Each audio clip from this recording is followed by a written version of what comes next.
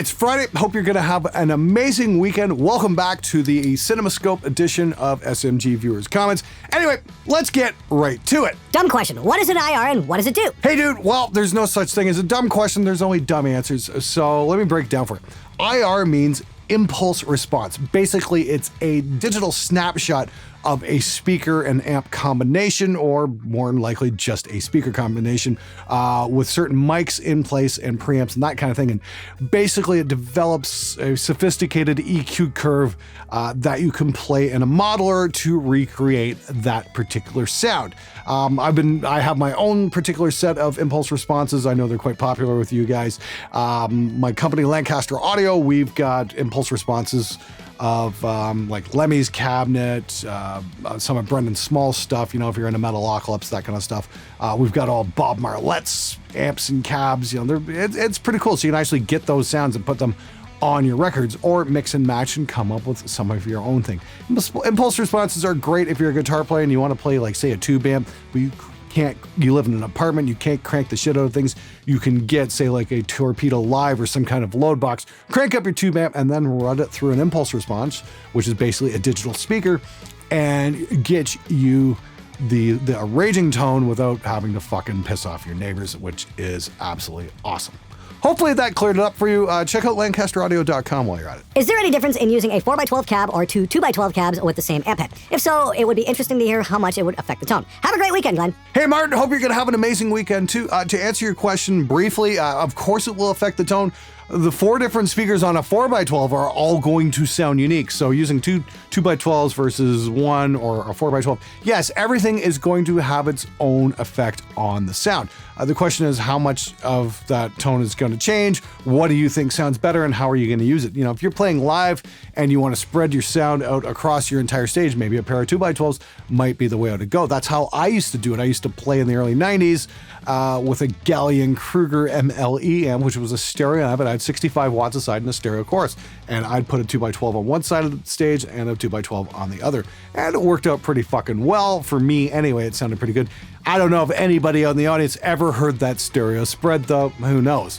But for miking, I don't know. I prefer to go with 4x12s. They just sound a little bit beefier. Once again, check out some of my Lancaster impulses for proof on that. Hey, Glenn, question. As a relatively low-budget musician, what would be a good amp to pair it with a Harley Benton 2x12 for a well-rounded sound? I've watched a lot of your reviews and seen some stuff that looks good, but I'm still kind of unsure. I could always spend a bit more on something like a 5150, but even that feels like it's missing a bit of low end.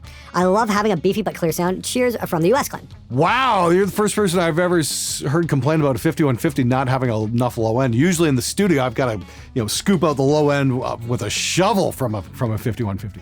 My suggestion would be try and find a used one in very good condition that has that beefy sound. Maybe you've heard some older ones that aren't doing so well. Who knows? I would definitely recommend buying used for that. If you want to get a new amp, I've heard some great things about the Jet City stuff. Might be worth investigating.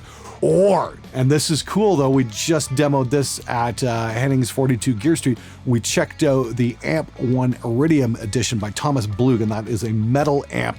That's 100 watts, Class D, and will definitely deliver the fucking goods. I think that's going to go for about $700 US, maybe 800, something like that. It's got a real tube in it, and it absolutely sounds fucking monstrous. Once again, this episode is sponsored by me, myself, and I. This is the SMG Cockblocker Noise Gate. It is the absolute best noise gate I've ever played in my entire career. It is a sidechain noise gate, meaning your guitar goes in here, goes out there, that goes to the front of your amp.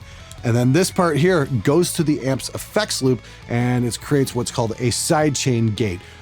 So it shuts the amp down, so it's super quiet, and there's no hiss coming out of the amp. And unlike some other noise gates out there, the SMG Cockblocker will not affect your tone. Pre-orders are going way faster than I anticipated. This is a limited run. It's basically a collector's edition. So if you're on the fence about getting an SMG Cockblocker noise gate, we've only got about 9 weeks left to order this thing, and then it's going to be gone for good, but we might run out of slots for pre-orders faster than anticipated. So if you are on the fence about getting the SMG cock blocker, make your pre-order today. Don't miss out. As a teen, I've hated your content, thought it was super cunty, but as I've matured and encountered countless dickheads, I've grown to appreciate you. Well, hey, Jimmy, I really appreciate that, and I'm so glad you've come to appreciate the show. Here's the thing, maybe that's been lost on a few people, I don't know.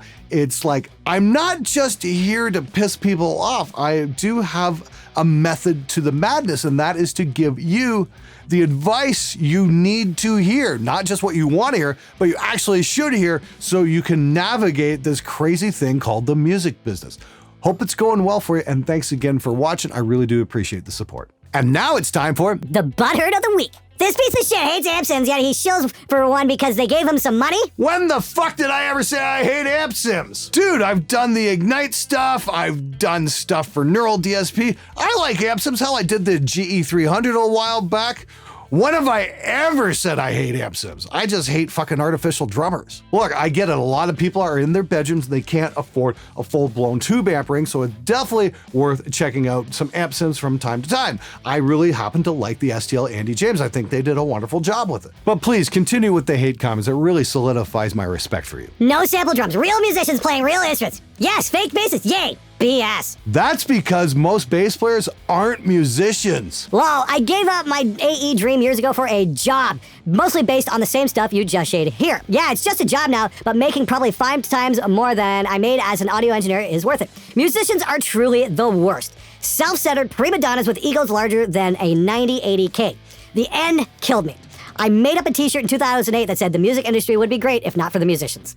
I love the nervous laughter and confused, perplexed looks I got from some of my clients when they saw it. Good stuff. Yes, that is the underlying truth of running a recording studio. This job would be incredible if it weren't for the musicians, because they are their own worst enemies, because they can't take 2 steps forward because they've already shot off their own feet. Hi Glenn, my first PC was a Commodore VIC-20 with a staggering 3.5 kilobytes. Thanks for the great content, all the best. Ooh, that's what I started off with. I started off typing programs in out of the back of magazines and learned some serious debugging skills along the way, because you type something in and it wouldn't work. Going, huh? Then you had to go through each line of code manually and find the fucking typos. Spent many hours as a young kid learning how to do this and getting chewed out by my dad all the time. You're not interested in anything unless it's got something to do with the computer. Well, here I am. Anyway, I'm really curious out there, like, what did you guys start on? I mean, I'm sure a lot of you guys came up on Macs and PCs and that kind of thing, but I'm curious if anybody started out in the early 80s like I did, what you were using for a home computer at the time. Was it like an Atari 400 or 800, a Timex Sinclair, a Commodore, Apple? You know, hey, leave a comment below. Let me know. I'm really curious to find out here. And, you know, I should really do a series on retro recording rigs. I've still got my Metallithic digital wings for audio system from back in the late 90s. It was my first PC multi-tracker. I've got the hardware kicking around for it somewhere. I doubt the software works anymore because I think it was Windows. Shit, I don't even remember at this point. But I should really pull that up and do a show on that at some point. Anyway, very curious to know what you guys started out with, and you know, if PC recording was really a thing back in those days, or you came up a little bit later when a lot of this technology was already fleshed out. Leave a comment below. I'd be very curious to hear. Hey Glenn, just want to say that I love the quality of your shirts. My favorite one is the nobody cares that you're offended. I was walking in the mall and someone started yelling at me for my shirt. I just pointed to it and gave them a thumbs up. Well, it's usually the best way to deal with that sort of thing. Glad you like it, man, and glad you pissed somebody off with it. That bass tone is amazing. Do a video on how to get that. Oh, you're speaking about the Like a Fujin mix. Yeah, we released that song a couple of weeks ago. If you haven't checked out the video, please do. It's a pretty ripping bass performance from Eric Arco, and probably the best tone for bass guitar I've ever gotten in my entire career. We used a combination of parallax, a DI, and a dark glass pedal as well, and then ran those 3 channels into an Empirical Labs Arouser plugin, which is, I gotta say, probably my absolute favorite compressor plugin ever. Do you guys want to see a mix breakdown on Like a Fujin? Let me know. Maybe I'll do a live remix of it or something like that. Or would you guys prefer more of a pre-recorded video where I can kind of edit all the crap? That is a question I would really like an answer to as well. Once again, hey, this show works with you guys, so please leave comments, questions, all that stuff in the section below, and I will try to get to it to the best of my ability. Sponsor the beginning of the video. No bullying or harassment.